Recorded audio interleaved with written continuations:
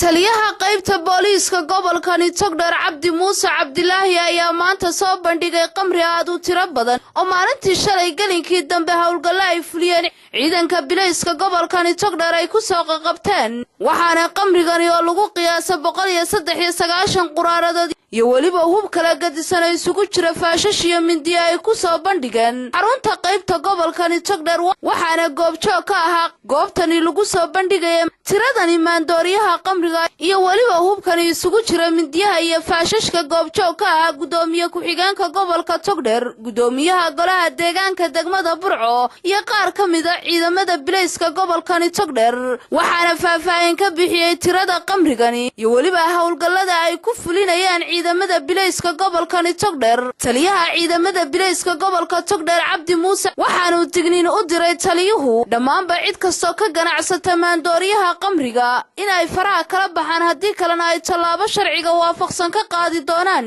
ciidamada bilayska gobolkani Togdheer saakaynugu yeernay sadalkan ku arkaysaan waxa halkan yaala oo ciidanka bilaysku inta wiigan iyo bishii dhaweyd baa walaalo xoog leh ku jiray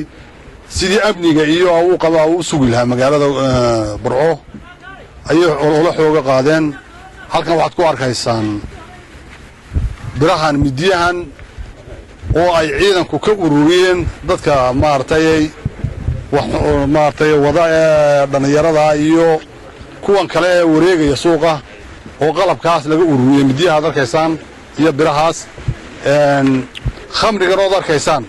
oo aanu ka soo qabanay magaalada oo tiradiisu ay dhan tahay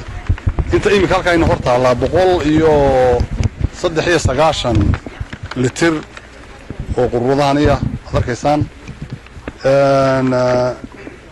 inta bishii imika inaga dhamaatay ay ciidanku ay ololaha ku jireen waxay soo qabteen 625 litir oo khamriya iyo 5 gaari oo ay ku qabteen iyo 6 eedaysane kan imika u dambeeyay ee arkaysaan waxaanu soo qabanay shalay waxa lagu soo qabtay 3 gaari oo gaari laan gurisara iyo 2 gaari oo kale oo isna doonay in laga wareejiyo iyo 1 eedaysane 2 eedaysane way naga baxsadeen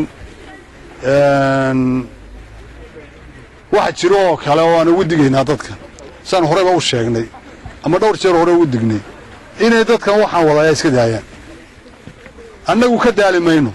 laakiin jeebkooga daali doona gudoomiye ku-xigeenka gobolka Togdheer Maxamed Maxamuud Yuusuf Ubaxle iyo gudoomiyaha golaha deegaanka Maxamed Yuusuf Muraad oo iyaguna halkaasi hambalyo uga soo jeediyay hawlgallada ay ciidamada bilaysku gobolkani Togdheer ku soo qabteen maandooriyaha qamriga iyo waliba agabkani kala guddisan ay soo adeegsadaan dhalinyaro kooxa ee ka jirta gobolkani Togdheer si kastaba ha ahaatee hawlgalladan ay ciidamada bilaysku maalmihii ugu dambeeyay ka fulinayeen gobolka Togdheer ayaa waxa ay ku soo qabteen tiro qamriya oo kala duwan intii ay ku jireen hawlgalladaasi waa barwaaqo aadan Maxamed